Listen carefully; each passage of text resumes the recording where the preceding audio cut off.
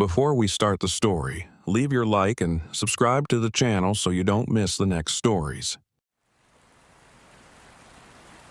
It was Emma's idea to go camping. "You've got to get out of the city once in a while, Soph," she'd insisted, waving her coffee in one hand like it was that simple. "Just clear your mind, breathe some fresh air, it'll be fun." Fun. The word echoed through my mind as I crouched by our tiny fire in Devil's Den State Park, the shadows creeping closer with every whisper of the wind. The firelight danced over Emma's face, but I noticed she wasn't laughing now. She was as still as the woods around us, her gaze fixed on something deep within the trees. I wondered, briefly, if she was finally feeling it too. The cold, unshakable dread that had sunk into my bones hours ago. "Did you hear that?" I whispered. Emma gave me a smile, too tight and too quick to look genuine. "Soph, for the 100th time, it's probably just animals. You're freaking yourself out." Maybe she was right, but I'd grown up on my grandmother's ghost stories. Tales of dark spirits in the forests and creatures that mimicked the living. The whole time Emma had been setting up our tent in the afternoon, I'd had the strangest feeling, like something was watching us from just out of sight, waiting for nightfall. I thought back to the strange encounters we'd already had that day. We'd left early that morning, the Arkansas landscape turning from city blocks to rolling hills and thick, twisting woods. By the time we pulled up to our campsite, the trees were dense, shadowed, and unnervingly still. As soon as we set up our tent, Emma was already urging me to hike one of the trails that branched off into the woods. "Look, we're here to explore, aren't we?" She laughed, tossing her head back. "You don't get this in the city." I wasn't laughing. The trees seemed to close in, branches heavy with twisting shadows. It was unsettling, but I kept my unease to myself. As we hiked deeper, Emma and I got separated for a few minutes. I'd gone ahead to snap a photo of an unusual rock formation when I heard her footsteps crunching through the leaves behind me. "Emma," I called, turning to see her. No one was there. I waited, heart pounding, and was about to turn back when I heard her laugh, my own laugh echoing back from the shadows. I froze. It sounded like her, but it was wrong somehow. Hollow. A poor imitation, like someone trying to mimic her voice. I ran back to the path, finding Emma waiting there, oblivious to my fear. When I told her what I'd heard, she rolled her eyes. "You're just hearing things, Soph," she said, dismissing my concerns with a casual wave. I told myself she was right. But now, back at camp, as darkness settled, I wasn't so sure. Emma got up, brushing dirt from her pants. "I'm going to gather more firewood. We're not running out here, all right." She stepped away from the light, and my gaze followed her until she disappeared into the shadows. I didn't like her leaving alone, especially with the eerie silence pressing down on us. I couldn't hear crickets or birds, nothing but the occasional whisper of the wind. I poked at the fire nervously, watching sparks flicker into the dark, when I heard the crack of a branch breaking just behind me. I jumped, spinning around to face the sound. My breath hitched. It was Emma, standing just a few feet away, watching me. "How'd you get back so fast?" I asked, my voice shaking. But she just stared, her eyes flat, her face devoid of expression. I called her name again, louder this time, my voice wavering. She didn't respond. I felt a chill wash over me as I took a step back, heart hammering. The Emma in front of me tilted her head slightly, her mouth twitching up in a small, unsettling smile. But it wasn't Emma's smile. It was a lifeless, empty grin, stretched too wide across her face. I blinked, and just as suddenly as she had appeared, she was gone. "Emma!" I yelled, scrambling to my feet, looking around frantically. A second later, the real Emma came back, arms full of wood, looking at me like I'd lost my mind. "What's going on?" she asked, her brow furrowing. "You were just standing there," I stammered, pointing at the spot where I'd seen her, "watching me. But it wasn't you." Emma set the wood down slowly, her eyes narrowing. "Sophie, you're scaring yourself," she said, though her voice wavered slightly. "Maybe you're tired." "No, Emma, it was you, but it wasn't," I insisted, my voice barely a whisper.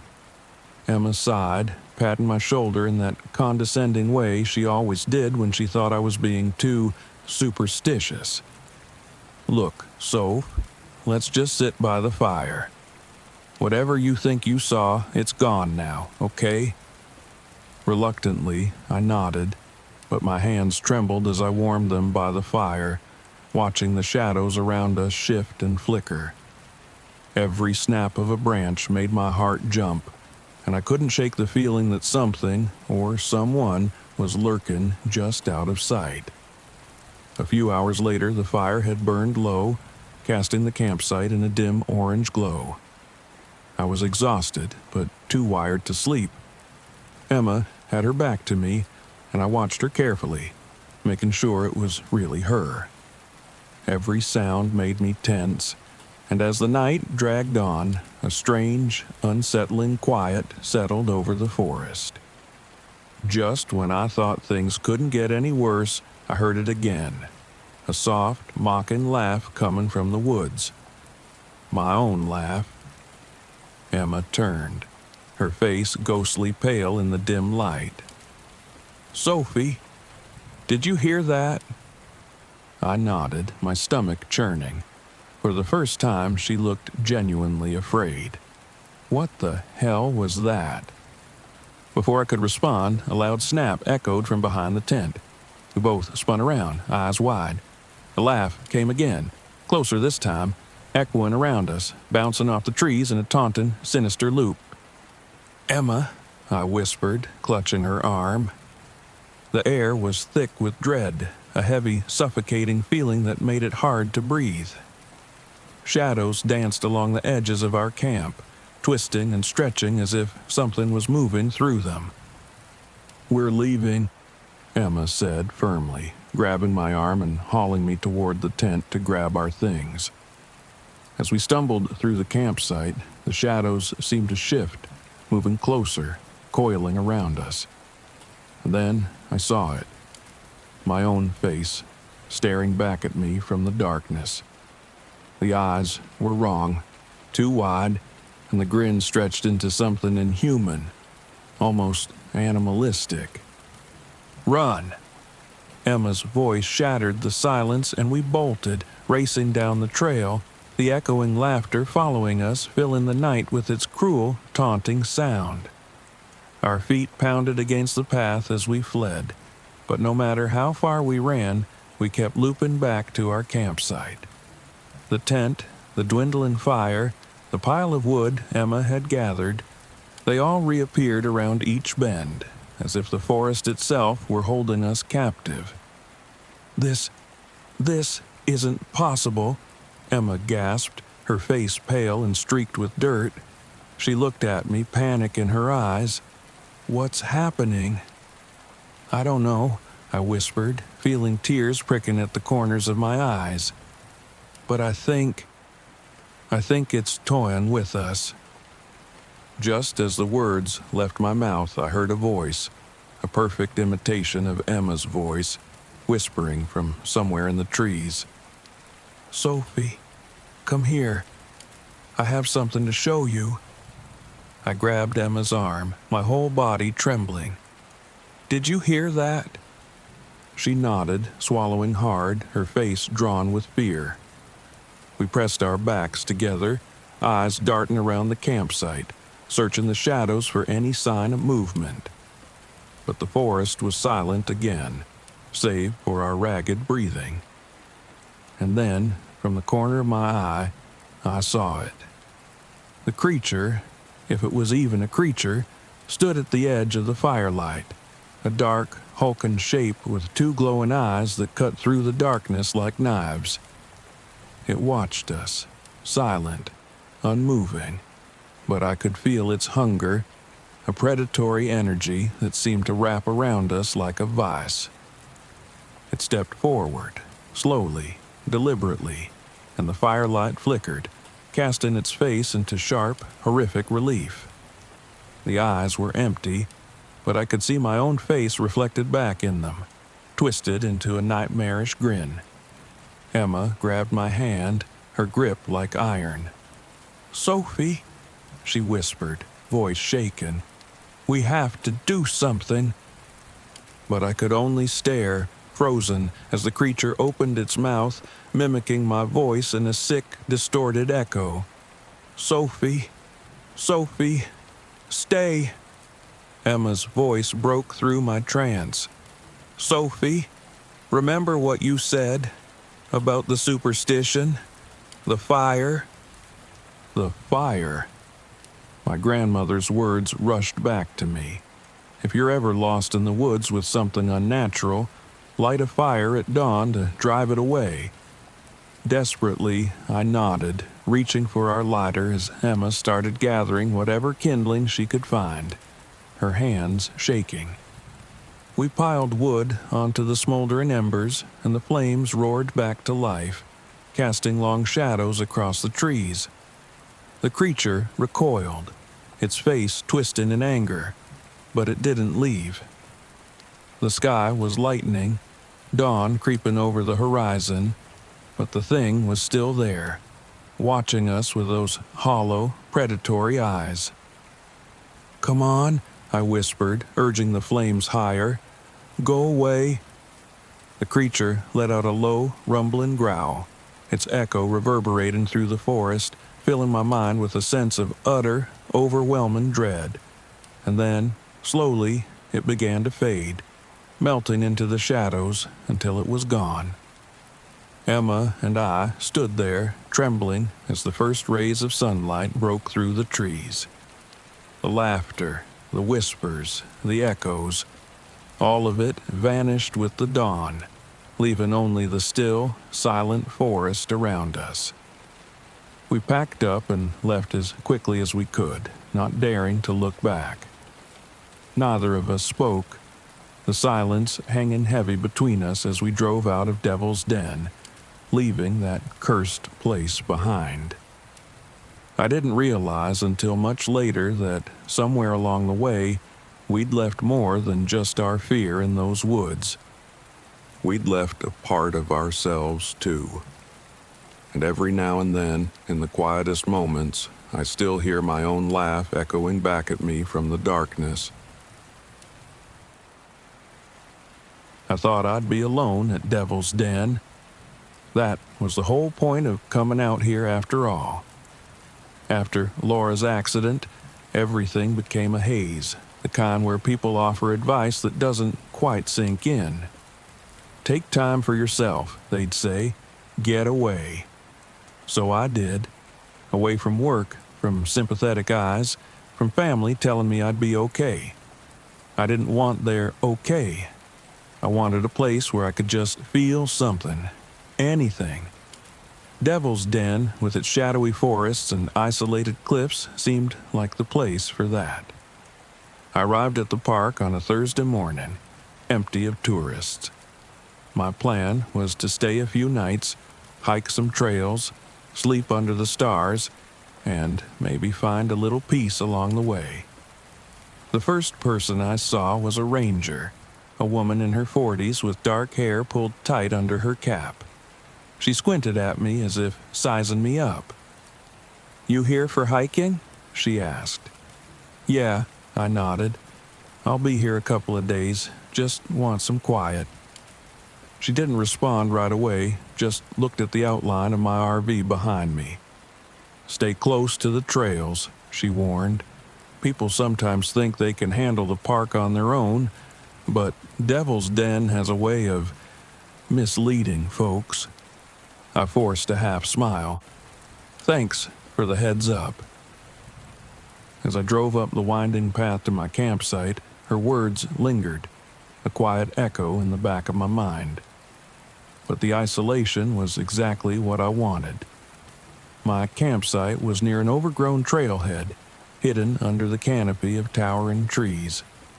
I parked the RV, and for a while, I just sat, listening to the silence. The first night was quiet too. I cooked a quick meal, sat by the fire, and watched as shadows crept up the trees, listening to the crackle of wood and my own breathing. It felt surreal, like I was caught between a memory and a dream. Every now and then, I'd look out into the darkness and half expect Laura to be there. Just an outline, her hair catching the firelight. But she was never there, and she never would be. Eventually, I fell asleep inside the RV, a fitful sleep full of dreams I couldn't remember. I only knew they were about her, about Laura.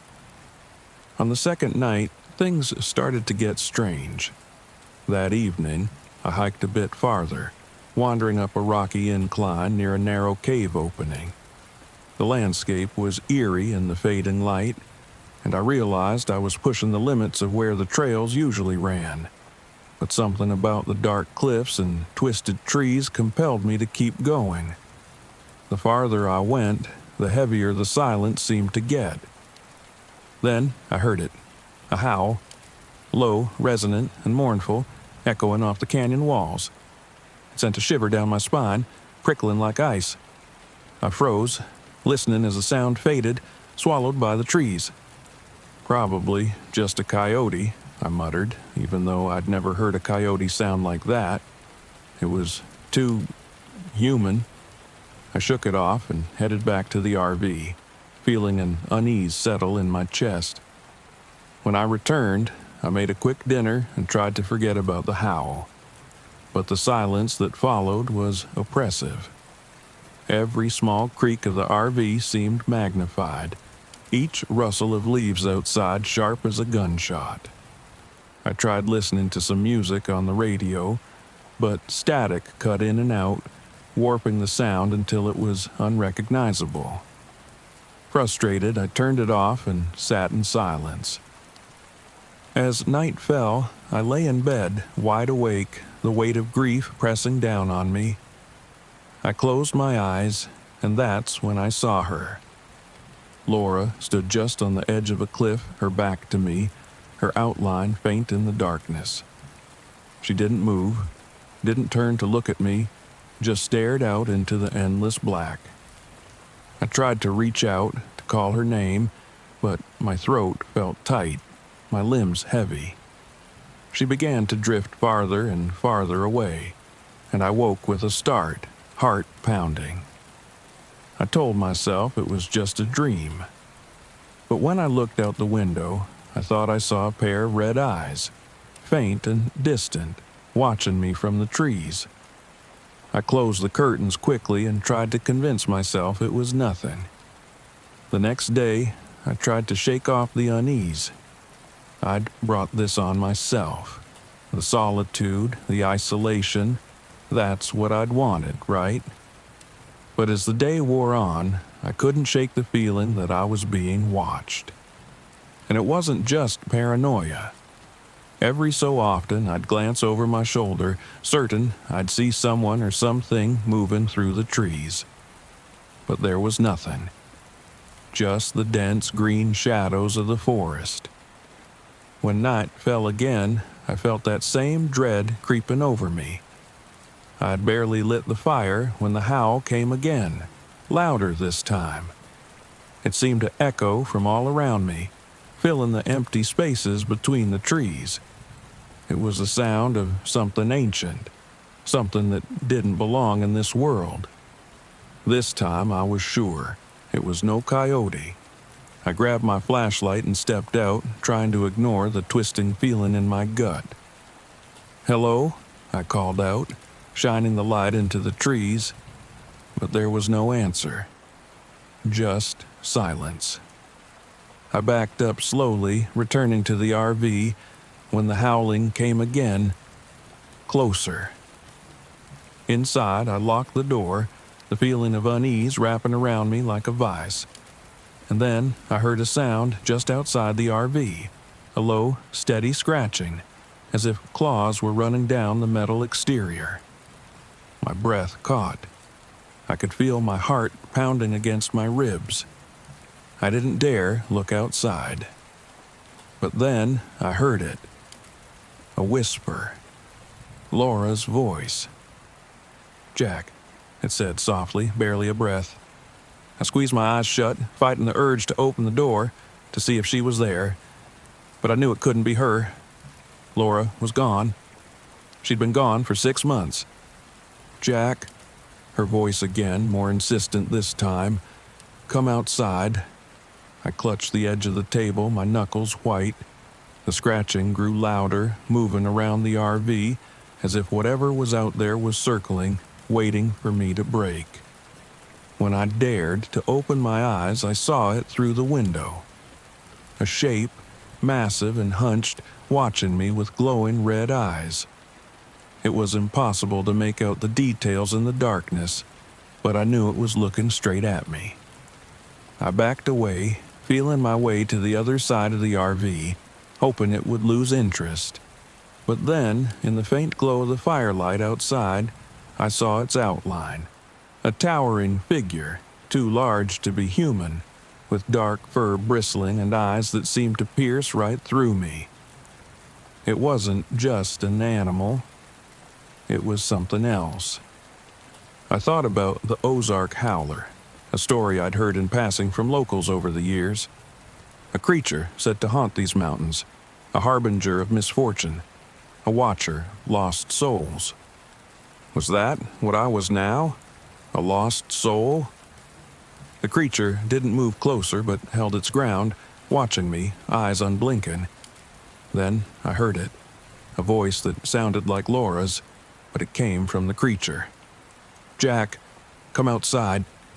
Every instinct in me screamed to stay put, but her voice stirred something inside me, a longing, a grief I'd tried so hard to bury. I opened the door, feeling my legs move as if in a trance. But the moment my foot touched the ground, I felt a surge of dread. The creature's face seemed to twist, and for a brief second, I could swear it was smiling. I stumbled back inside, slamming the door and locking it. The creature let out a low growl, a sound that shook the walls of the RV, and then everything went quiet. Dawn was a welcome sight, though it didn't bring relief. The scratches along the side of the RV were real, claw marks gouged deep into the metal. I knew it hadn't been a nightmare. It had been real as the guilt and grief that I carried with me.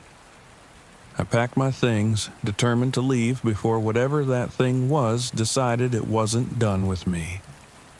But as I prepared to leave, I saw her one last time. Laura, standing in the clearing, her expression sorrowful. She wasn't real, I knew that. But somehow, in that moment, it felt like she was saying goodbye. I drove down the trail, leaving Devil's Den behind, the memories weighing on me. In the rearview mirror, I thought I caught a glimpse of red eyes watching me from the trees, but when I looked again, there was nothing there.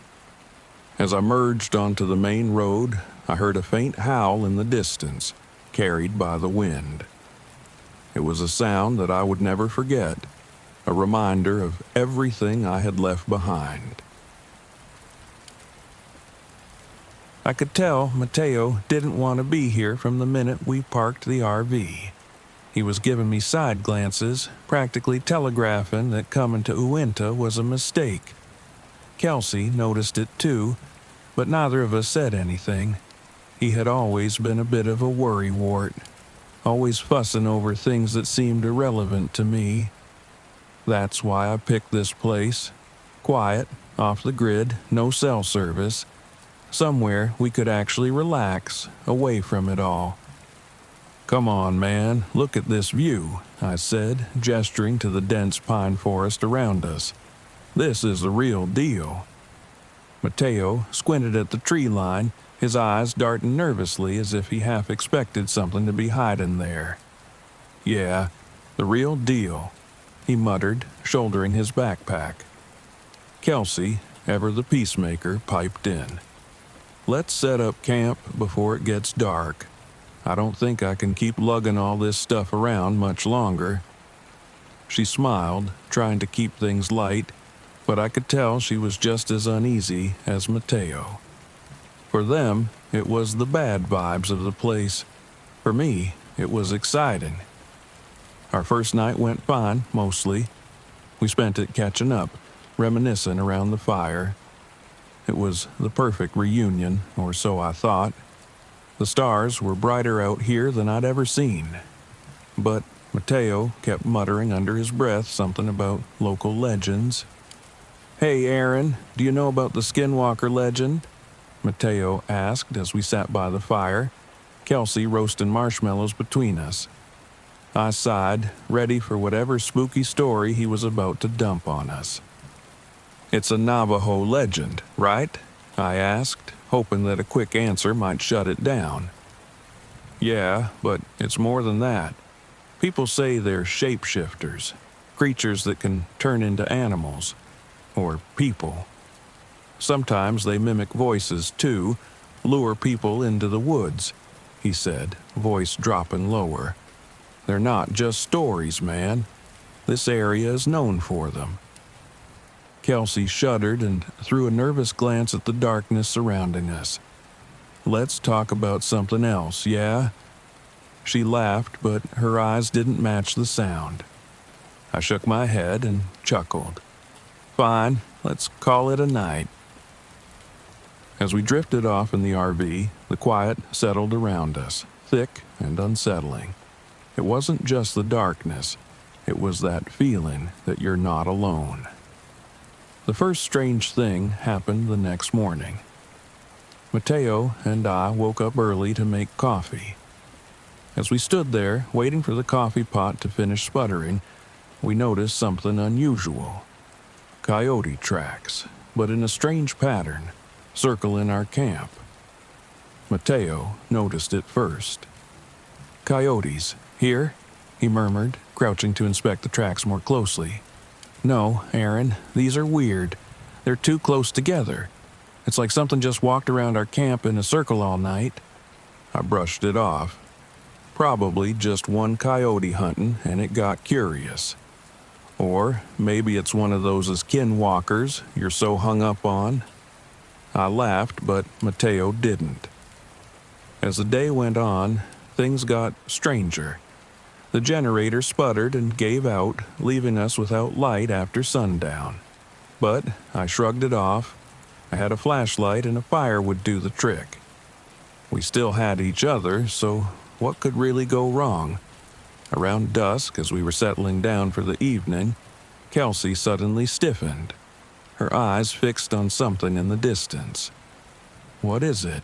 I asked, squinting in the direction she was looking. There. Over there, by the tree, she whispered. I followed her gaze and saw it, a coyote watching us.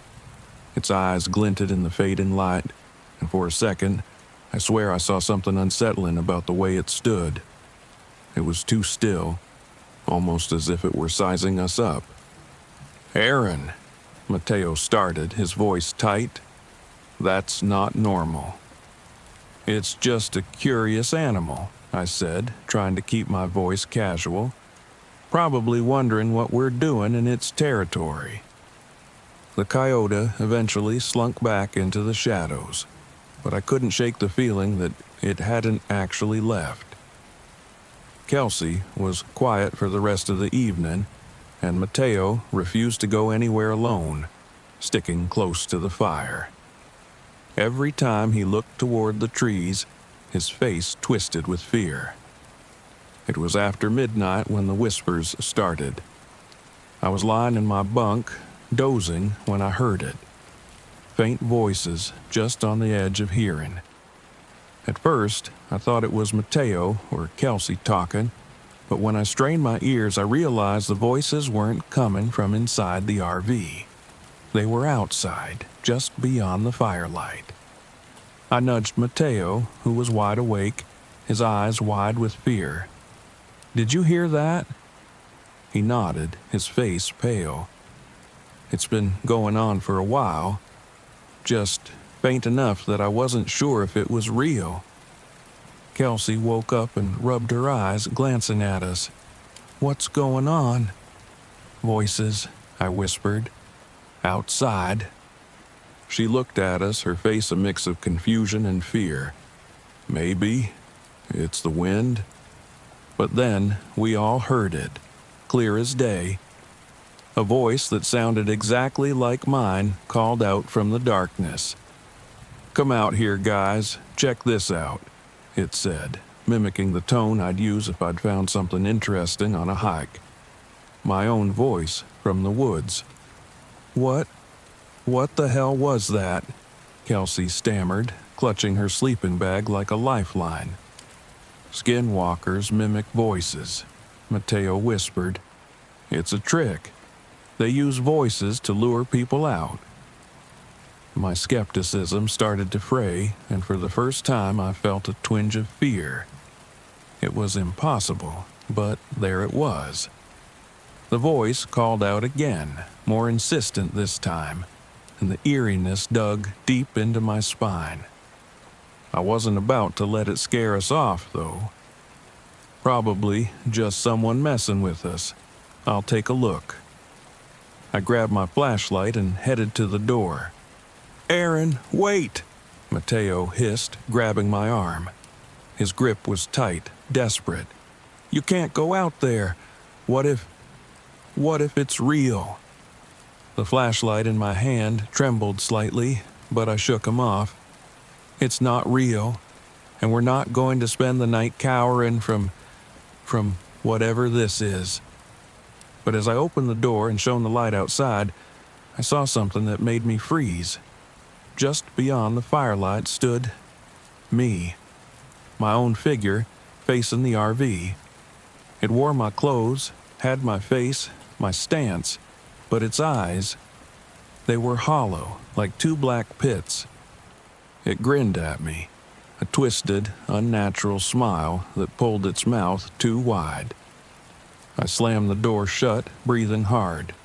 What did I just see?" "You saw it, didn't you?" Mateo's voice was barely a whisper. "That's a Skinwalker." For the first time, I didn't argue with him. This thing, whatever it was, had just taken my face. And now it was circling the RV, scratching at the doors, whispering our names in our own voices. It sounded like me one moment, then Kelsey, then Mateo. We huddled in silence, clutching makeshift weapons, but nothing seemed enough.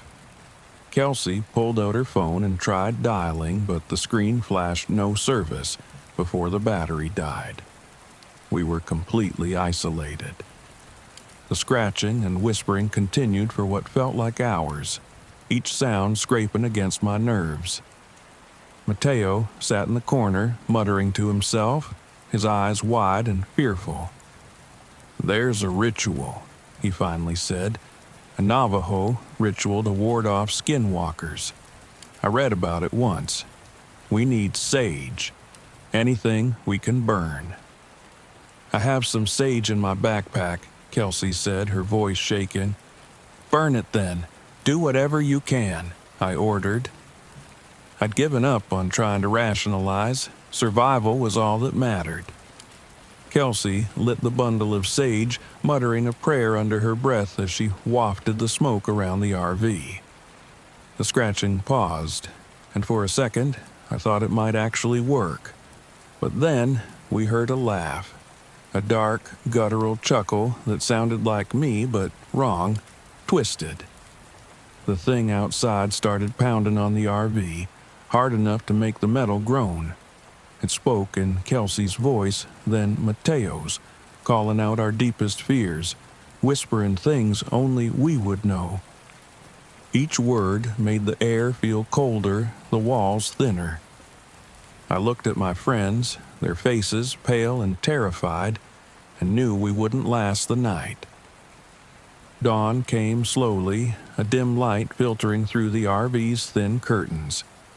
As soon as it seemed safe, we peeked outside, only to find our campsite in shambles. Scratches covered the RV, deep gouges that looked like claw marks trailing up and down the doors and windows. Just outside, embedded in the ground where our fire had been, was my hunting knife, the blade driven in deep as if by some unseen hand. It was a message. I could have taken you any time I wanted. I took one last look at the trees, feeling a shiver of dread run down my spine. We packed in silence, each of us haunted, shaken to our core. As we drove away, I glanced back at the shadowed forest. I thought I saw something standing there, a figure, tall and dark, watching us with those same hollow eyes. Mateo hasn't spoken much since we left, and Kelsey wakes up some nights screaming. I don't blame her. The thing we met out there, it was more than a legend, more than a story, and I can still hear it sometimes, calling my name in my own voice. I was out here for the peace, or maybe just a change of scenery, far from the mess I'd left behind in Tennessee. After my divorce, I took up solo camping, hoping to find a kind of solace I hadn't felt in years. I'd read somewhere that fall in the Smoky Mountains could change a person, that there was magic in the thick mist and the ancient trees. It sounded a bit whimsical, but when you're as desperate as I was, even old legends start to look like lifelines. The RV bumped along the narrow road, the shadows growing longer as I drove deeper into the woods. I'd found an old dirt path that seemed barely touched by other travelers, which suited me fine. It wasn't an official campsite, but the clearing was empty, and it was just the right spot to feel alone.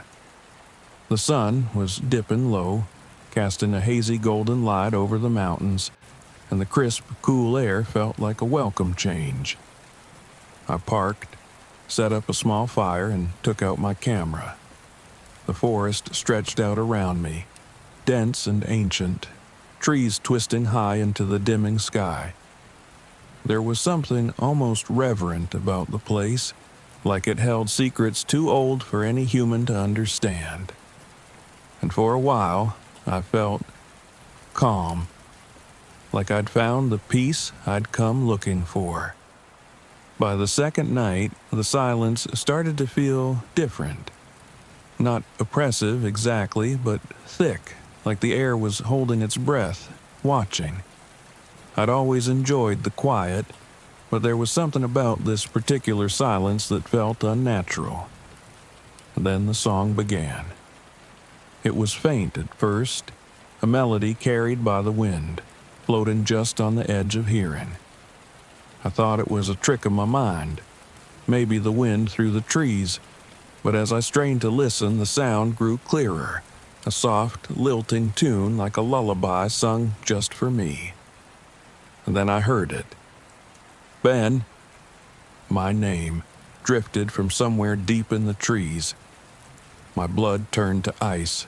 I turned, peering into the thickening fog, but there was no one. Just dark, swaying branches and that eerie, haunting melody. My heart was pounding, but I told myself it was nothing. It was just my mind, playing tricks. The way it does when you're out here all alone. That night, I barely slept, listening to the distant sounds of the forest, every creak and rustle amplified in the darkness. And then, just before dawn, I heard footsteps. Soft, deliberate, circling the RV. I held my breath, straining to hear, my body stiff with fear. There was no rhythm, no pacing, just an erratic, shuffling sound that sent chills down my spine. I reached for the flashlight, its beam flickering weakly before cutting out completely. Old gear, I reminded myself. It was just old gear. The footsteps stopped. I stared out the window, trying to make sense of the shadows, but all I saw was darkness, thick and unyielding. And somewhere in that darkness, I felt something watching me. I don't know how long I lay there, paralyzed, waiting for the dawn. By morning, the fear felt like a bad dream, a fog that had lifted with the sunrise. I set out to explore, hiking into the woods to clear my mind. But halfway down the trail, I saw them. Marks on the trees, clawed and sharp like something had dragged stone-hard fingers across the bark. They were deep and erratic, crisscrossing the trunks and pointing further into the forest. A chill ran down my spine. Maybe they were just bear markings, I told myself, or maybe some kind of strange fungus. But something about the lines felt deliberate, intentional. I took a step back, the forest suddenly feeling too close, too still. When I got back to the RV, things only got stranger. My flashlight was missing, along with my map. I scoured every inch of the RV, my mind racing. The flashlight could have fallen, but the map, I'd kept it in the same place every night, folded carefully on the dashboard. I searched for an hour before finally giving up. Maybe I was just unraveling. The divorce, the stress, the loneliness, maybe it was all catching up with me. I pushed the thought aside, but a creeping unease settled in. A feeling I couldn't shake, like something was tugging at the edges of my mind, whispering that I was not alone. The third night was worse. As dusk fell, the fog rolled in thicker than before, turning the forest into a mass of shifting shadows. The song came again, louder this time, like a lullaby that had waited centuries to be heard, and this time I could make out the words. "Come closer, Ben. Come closer." The voice was soft, almost soothing, but there was something sharp behind it, a threat masked by sweetness. It was a woman's voice, laced with age, each note curling through the mist, drawing me toward it. I shook my head, trying to clear the sound, but it lingered, pulling at something deep inside me.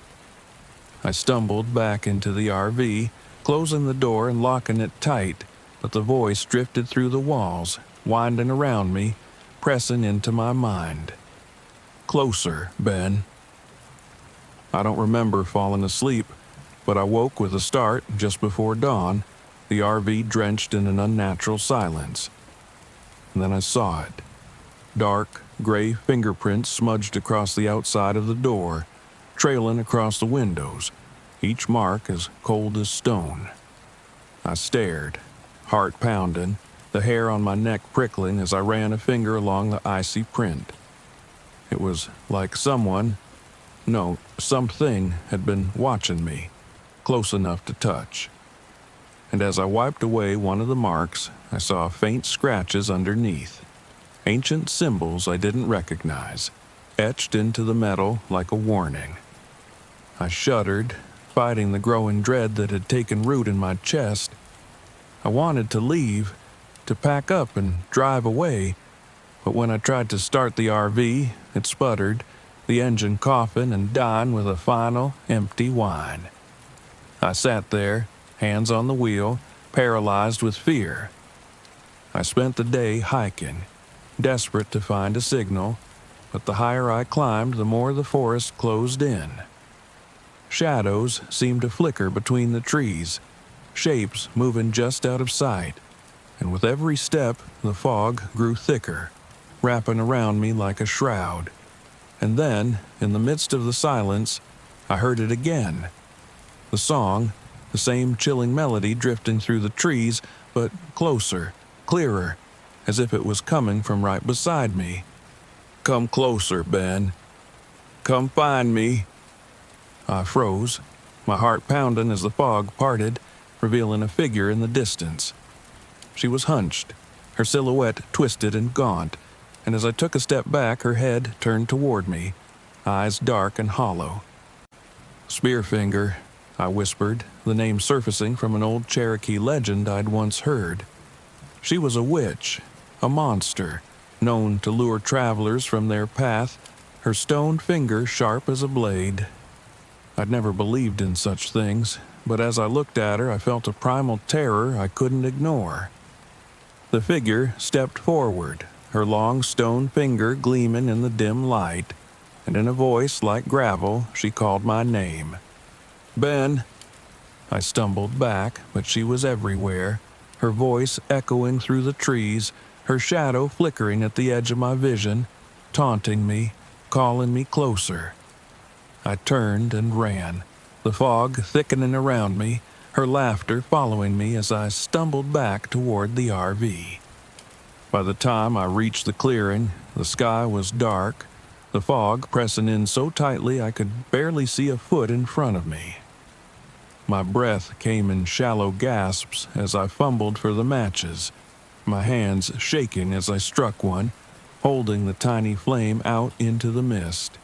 Her face appeared just inches from mine, her skin cracked and gray, her eyes black as coal.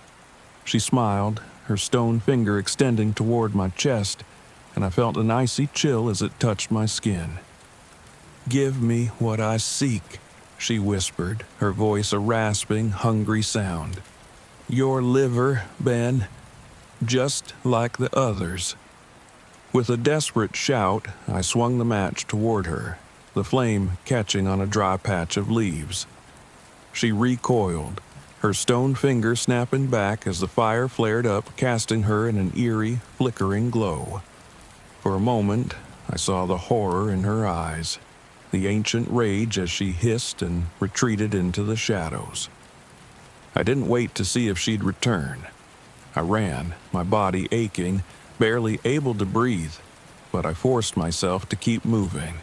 My only thought, the RV, the road, safety. At dawn, I finally made it back. I climbed into the driver's seat, my hands shaking as I turned the key, praying.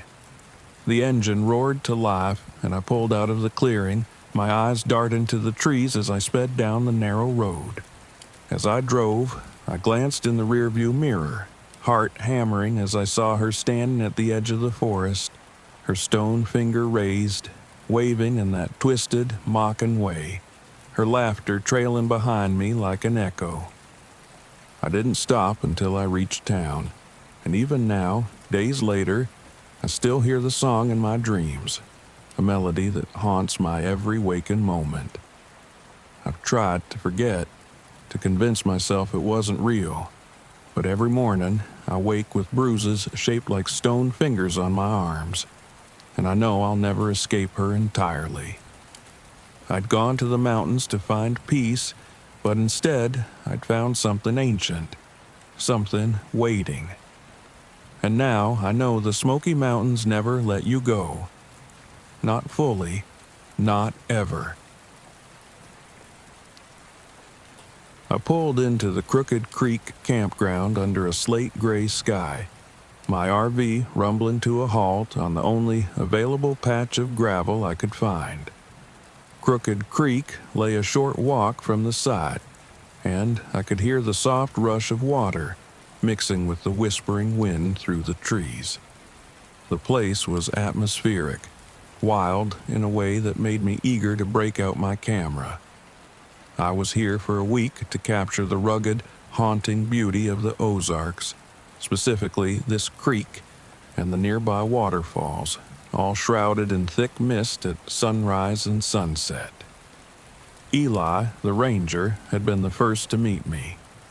He gave a curt nod and warned me to stay close to the main trails, his weary eyes never quite meeting mine.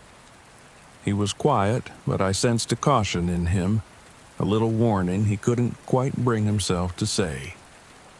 "Careful by the creek at night," he finally muttered, almost to himself. I shrugged off his words, Locals loved their ghost stories, but I wasn't here for folklore. I was here for landscapes. Once Eli left, I settled in and went over my plan for the next few days.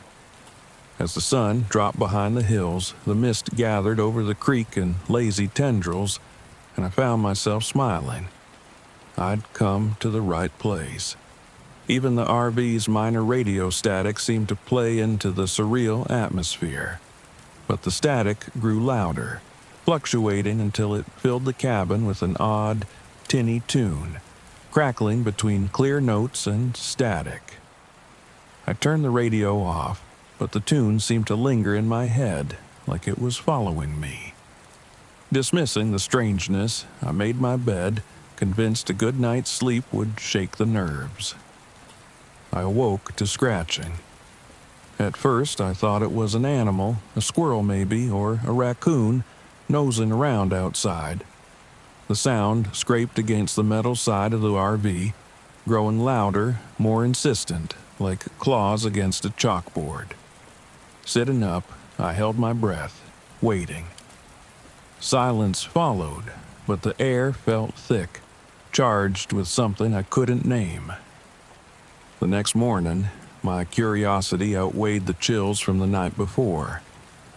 Armed with my camera and a sense of determination, I ventured out. The early mist coiled around my legs as I walked, muffling sound, almost turning the world gray and silent.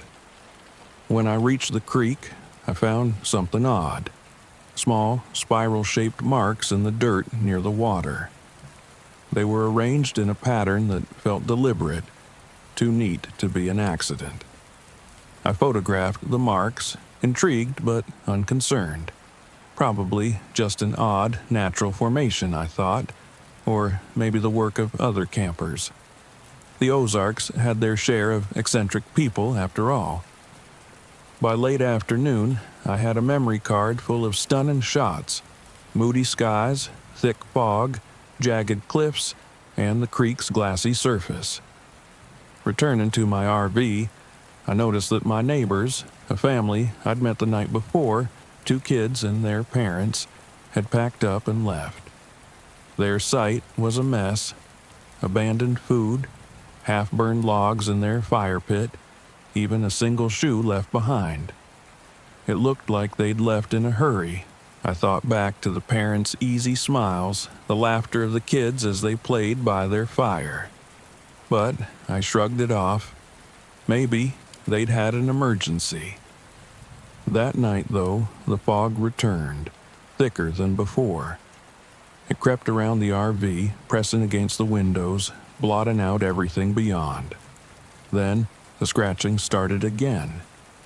It sounded like fingers tracing patterns on the RV's sides, scraping and dragging, slow and deliberate.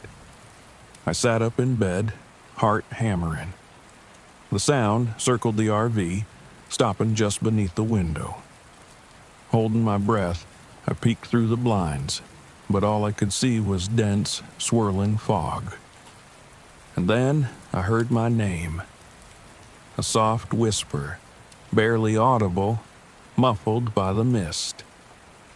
Blake. I froze. I'd been alone all day, with no one around for miles. "Hello?" I called, my voice trembling as it broke the silence. No response. Just more fog and that persistent, eerie quiet. The name lingered in my mind, an echo that felt like it had been pressed there by some unseen hand. The next morning, I couldn't shake the feeling that I was being watched. I told myself it was just the isolation, but my nerves had begun fraying. After a day's hike to photograph a nearby ridge, I returned, exhausted, to find those spiral marks again, this time right outside my RV. They were perfect circles, set in a line that curved and twisted toward the woods. I knelt to inspect them, noting the way they burrowed into the ground, as if pressed down by something heavy. A chill ran up my spine. This wasn't the work of an animal, and I doubted any human would have gone through the trouble. But then What could it be? I shook off the unease, forcing myself to get back inside. I had to stay focused, clear-headed. I'd signed up for this trip to photograph, not to spook myself over some odd marks in the dirt. Just as dusk settled in, the ranger, Eli, appeared. He knocked, looking more worn than before, his eyes darting to the fog that had already begun to gather. "Blake," he said, his voice a low rumble, "I've been meaning to talk to you." His gaze fell to the ground, to the faint spirals still visible in the dirt. "If you know what's good for you, you'll head out of Crooked Creek by nightfall." I laughed, trying to lighten the tension. "I'll be fine, Eli. I know the woods can play tricks, but I'm here for the photos, and this place is a gold mine." But he just shook his head, his face grim. "It's not the woods," he murmured. "It's what wanders through them.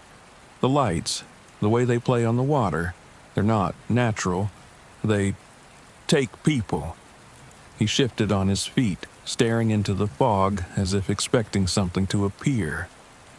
I didn't know what to say, so I simply nodded, promising I'd be careful.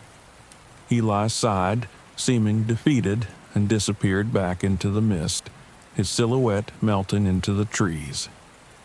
That night, I sat up, unable to sleep, and watched the fog swallow the world outside my window. The radio, which had been silent all day, began to hum, static mixing with a faint, tinny melody, the same tune from the first night. As the minutes dragged on, the song grew louder, filling the RV until it seemed to pulse inside my head. And then I saw it. A soft, pale glow moving outside, just beyond the fog. The light hovered over the creek, dipping and swaying, its shape twisting like a dancer lost in her own rhythm. The glow pulsed, mesmerizing, luring me closer, until I felt an undeniable pull to follow it. I grabbed my camera, thinking it was just an unusual atmospheric phenomenon, and stumbled out of the RV, following the glow toward the water. The fog felt thick, wrapping around my legs, and every step seemed to echo through the forest. As I approached the light, it floated back, deeper into the woods, drawing me in.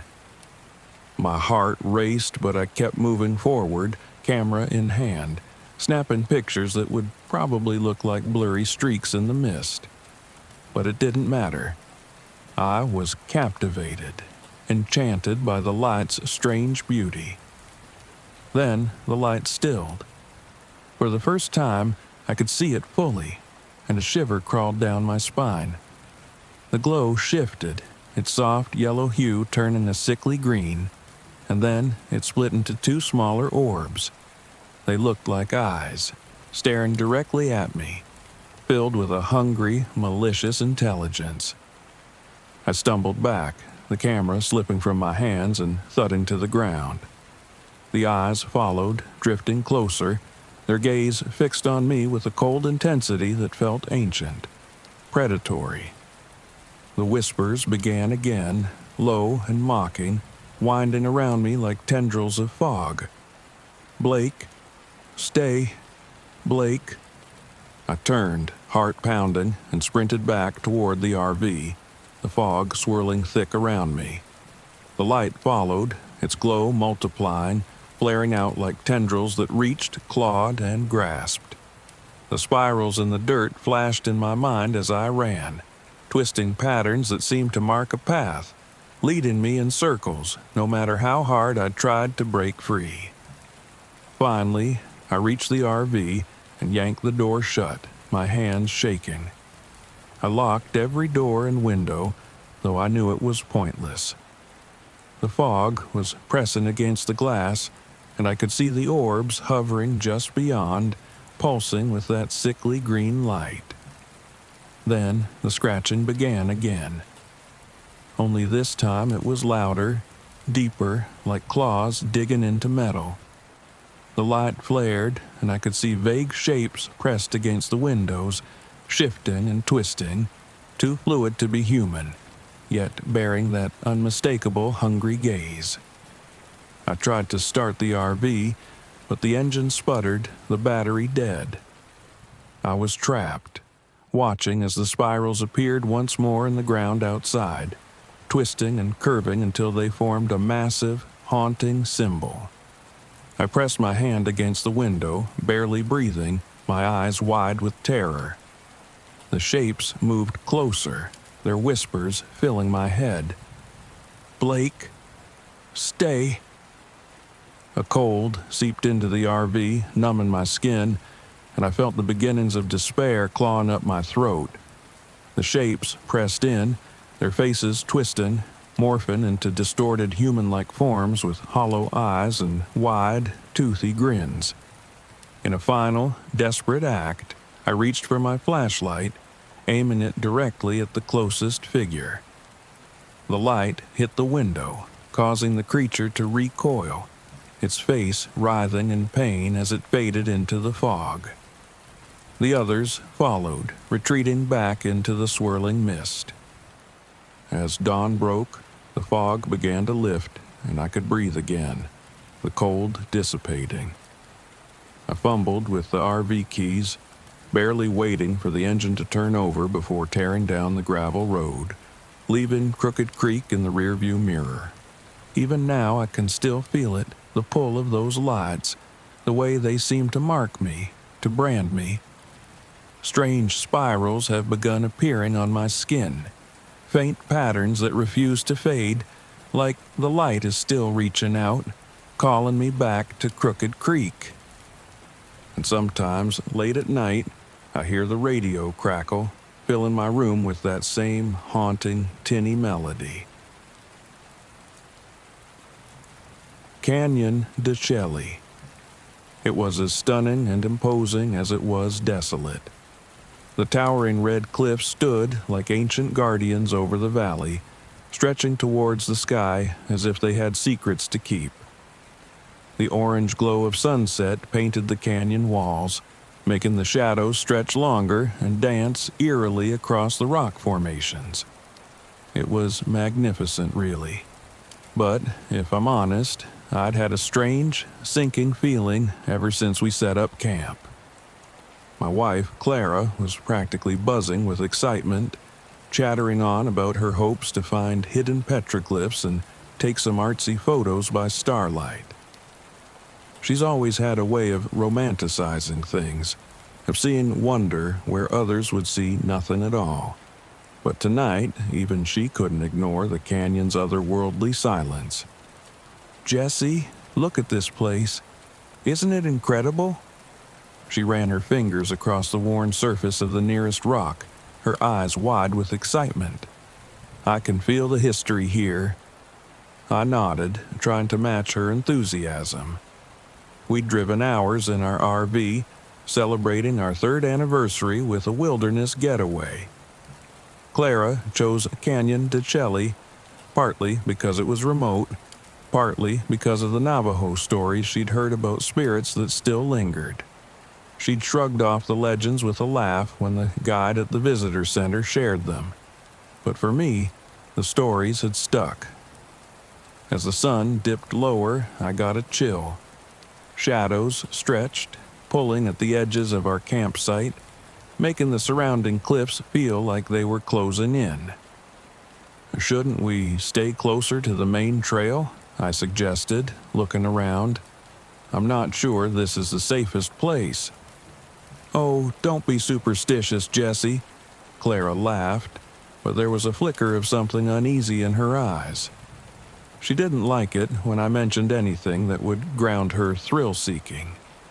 "Come on, just think of all the cool things we might find if we go off the beaten path." We were already a couple of miles from the main trail, and I could feel the canyon getting darker, thicker around us, as if the shadows had weight. "Look at this, though," she said, snapping a photo of a strange carving on the rocks. I hadn't seen anything like it before. A circle with what looked like talons reaching inward. My stomach twisted. Hey, don't touch that, I said, a little sharper than I meant. What? It's just some ancient art. It's probably hundreds of years old. Relax, Jessie, she teased. But as her hand brushed over it, her camera began glitching, snapping random shots on its own. She yelped and pulled her hand back. See? The spirits are watching, I said, trying to lighten the mood, but her smile faded. I could tell the joke didn't sit well with her. After dark, we set up the small lantern near our tent and opened a bottle of wine. We tried to keep the conversation light, but I couldn't shake the feeling that something was off. The air felt different here, heavier. Then, just as we settled in, we heard it. A faint drumming sound echoing through the canyon. It was distant, but rhythmic. A low thumping that made the hairs on the back of my neck stand up. "Did you hear that?" I whispered. Clara cocked her head, eyes wide. "It's probably just some other campers, or maybe a ceremony." "No one else came down this way," I said. "We're supposed to be alone out here." The visitor center had warned us to stay clear of certain areas, culturally significant sites where tourists weren't welcome. She shivered, but still flashed me a daring smile. "So what? Maybe it's just the wind playing tricks. But the wind doesn't sound like drumming, and it doesn't move like this." A faint orange glow appeared on the ridge, flickering like a fire. Clara and I watched in silence, waiting for it to disappear. It didn't. Instead, it seemed to grow, and a figure appeared, a tall, shadowed figure against the flame. Clara raised her camera, snapping shots even as her hand shook. Nothing appeared on the camera screen. "Maybe it's just people," she whispered, her voice wavering.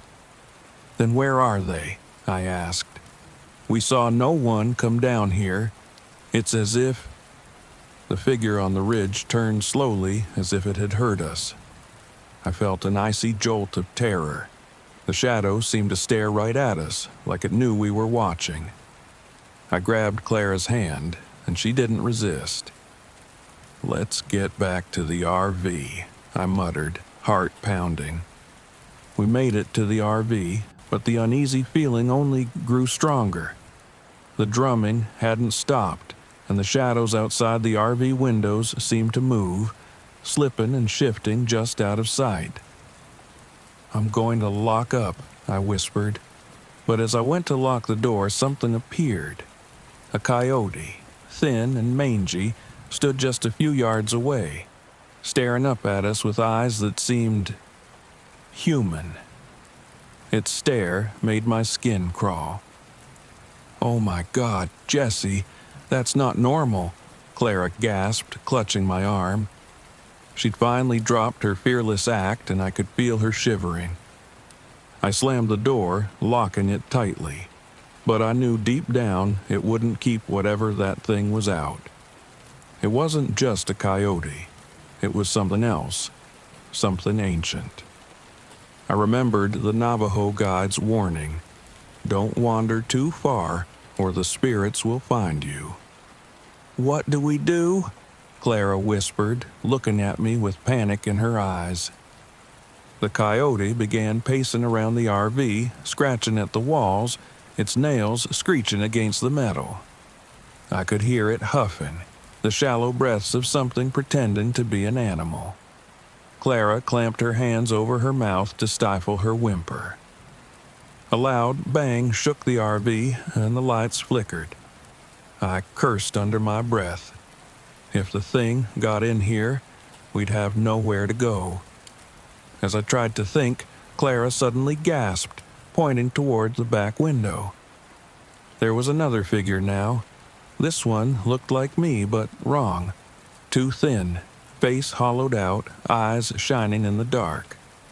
It grinned, and then its skin seemed to melt, shifting into the form of a tall man with a deer's skull for a face. Clara whimpered, clinging to me. "What? What is that?" "It's a Skinwalker," I said, dread settling like a stone in my stomach. I'd read enough about them to know the stories, but I'd never believed they were real. Until now. "Jesse," she whispered, eyes full of terror. "It's not just playing with us. It wants us dead." I know.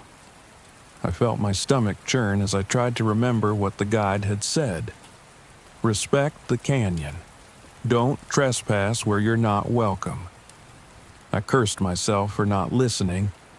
Then I remembered the stone we'd seen with the strange carving. Maybe it wasn't just art. Maybe it was something protective. "We need to leave an offering," I said, my mind racing. "Something to show respect." Clara grabbed the first thing she could reach, a silver bracelet her grandmother had given her. She looked at it, hesitating. "It's the only thing we have," I urged. "We have to make amends. Whatever we took, we need to give it back." She nodded, reluctantly placing it outside the RV, her hands shaking. We held our breath, watching through the window as the coyote stopped pacing. It looked at the bracelet, then at us. For a moment, everything was still. But then it stepped forward, its eyes fixed on me, dark and hungry. It wasn't satisfied. My mind scrambled for anything else, anything that would appease it.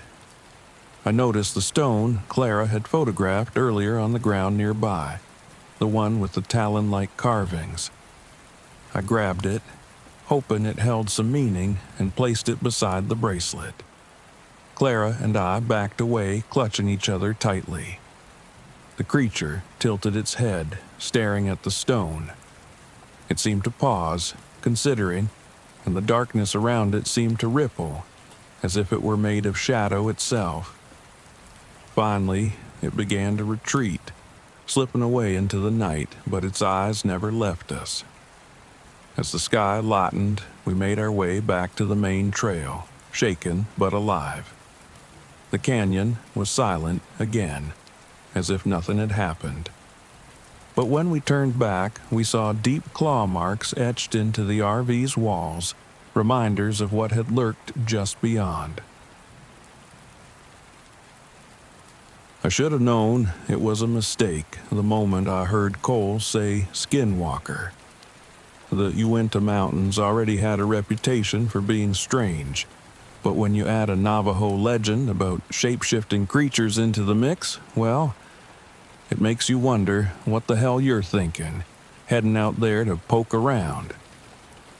We'd been on the road for hours, weaving through twisted pines and sharp bends. The sun was dropping low when Cole finally pulled the RV into a narrow clearing. I leaned against the dashboard, watching the light fade, the sky bleeding into bruised purples and grays above the towering trees. It was stunning, but eerie too. Cole was grinning ear to ear, completely unfazed. But me, I was already uneasy. "Let's set up here," Cole said, grabbing his backpack from the seat.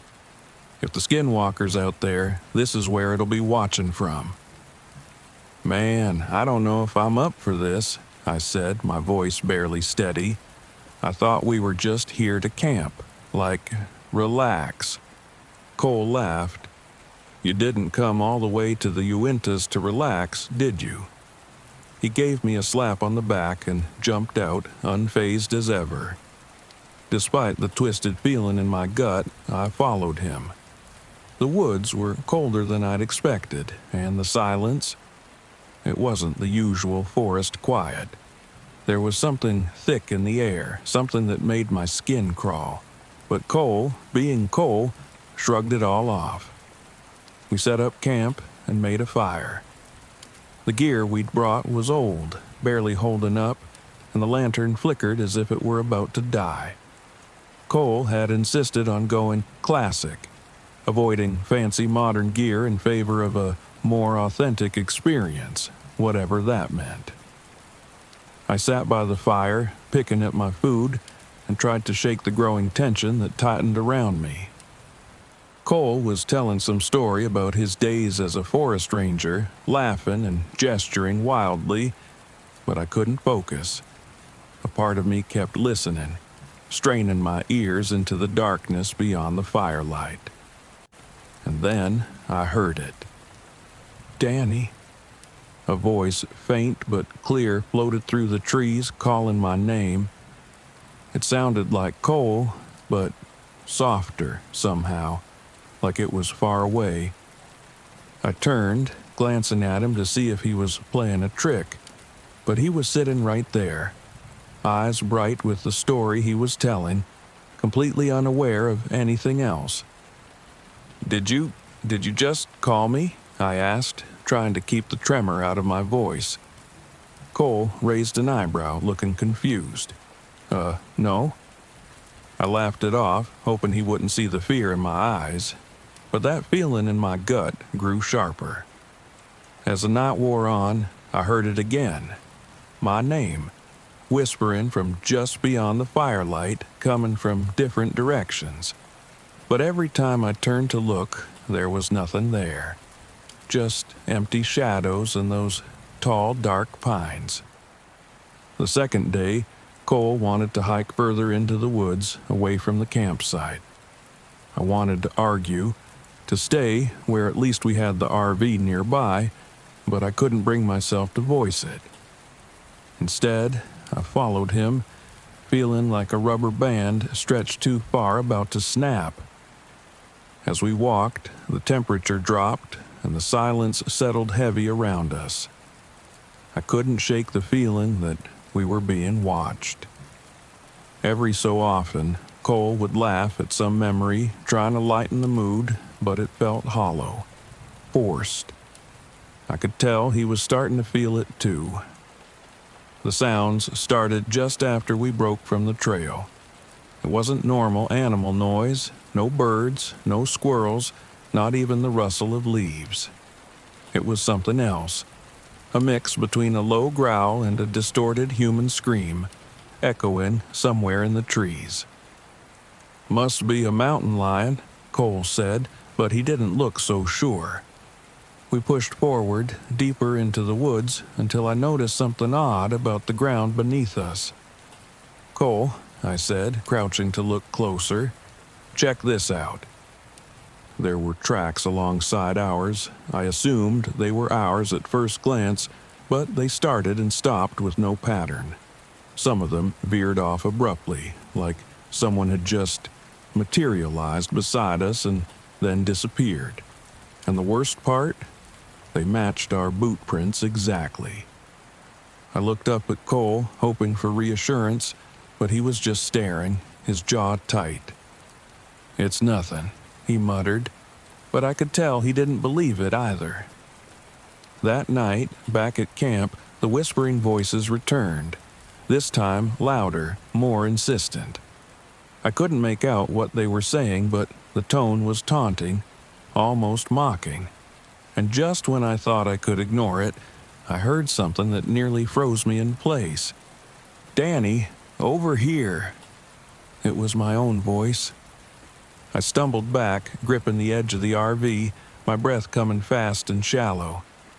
Cole was nearby, gathering firewood, and I saw him snap his head up, his face a mix of confusion and fear. "Did you hear that?" I whispered, clutching his arm. But before he could answer, we heard it again, a whisper drifting from the trees, but now it sounded like Cole's voice. My heart hammered as I glanced at him. "Tell me that was you. Tell me this is some sick joke." Cole shook his head, his eyes wide. "No, Danny, I swear." The voice came again, closer this time, and in that moment, something in Cole's face changed. He looked at me like he didn't recognize me, his gaze hard and suspicious. "Is this a prank, Danny? Did you bring someone else out here?" he demanded, his voice shaky, his eyes narrowed. "What? Are you serious? Do you think I'd actually mess with you like this?" But he just stared at me, and I felt a flicker of doubt pass between us, something dark and unfamiliar. I didn't know who to trust anymore, not even him. We sat by the fire that night, backs to each other, barely speaking. Every now and then, I'd catch a glimpse of movement out of the corner of my eye, but each time I looked, there was nothing there. Just shadows. The lantern had finally given out, and now we relied on the dim, fading glow of the fire. It was around midnight when I heard something moving just outside our camp. A figure, shifting in the shadows, the firelight barely illuminating its outline. My stomach dropped as I saw myself. It looked exactly like me, down to the jacket, the torn sleeve, even the worried expression I'd had all day. But there was something off about it. Its arms were too long, its skin had a strange, sickly pallor, and its eyes, they were empty. "Danny!" Cole's voice came, low and urgent, and I turned to see him staring at the figure, his face pale with terror. We backed up, pressing against the side of the RV as the thing took a few steps closer, tilting its head, studying us with a hollow, lifeless stare. And then it shifted. The face twisted, contorting and stretching until it became Cole, a mocking smile twisting its lips. What the hell is that?" Cole whispered, clutching my arm. "It's the Skinwalker," I managed, my voice barely audible. "We've got to get out of here now." We scrambled, grabbing our bags and shoving them into the RV as quickly as we could. I could hear the thing outside, pacing around, tapping on the metal, shifting between our voices and something else. A guttural, growling sound like an animal. My hands were shaking so bad I almost couldn't get the keys into the ignition. But just as I turned it over, the creature slammed itself against the window. Its face was right there, inches from mine, those hollow eyes drilling into me. And that voice, it whispered my name in a sing-song tone like it was taunting me. "Danny, you're never leaving." I floored it, the RV jerking as we sped down the rough trail, the headlights casting fleeting beams over the trees. In the mirror, I could see the figure following us, shifting forms as it ran, moving impossibly fast until it was just a blur. We drove in silence, both of us too shaken to speak. After a while, the woods thinned and we reached a narrow road. I slowed down, feeling the tension slowly begin to drain from my body. But that's when I saw it. In the rearview mirror, standing on the side of the road, was a figure. At first, it looked like Cole, just staring at us with those empty, lifeless eyes. But as we passed, it shifted into me, smiling in a way I'd never seen before. I swallowed, gripping the wheel so hard my knuckles turned white. "Cole," I whispered, glancing at him. "Did you see that?" But he was silent, staring ahead as if he hadn't heard a thing. His eyes were wide, his face pale, and I realized he hadn't seen it. He hadn't seen any of it. And in that moment, I knew. The Skinwalker might have let us go, but it hadn't left us. Not entirely. It was still there, somewhere, watching, waiting. And as the miles rolled by, I couldn't shake the feeling that it had left a part of itself inside us, lingering like a shadow, haunting us even in the light. I haven't been back to the Uintas since that night, and I don't think I ever will.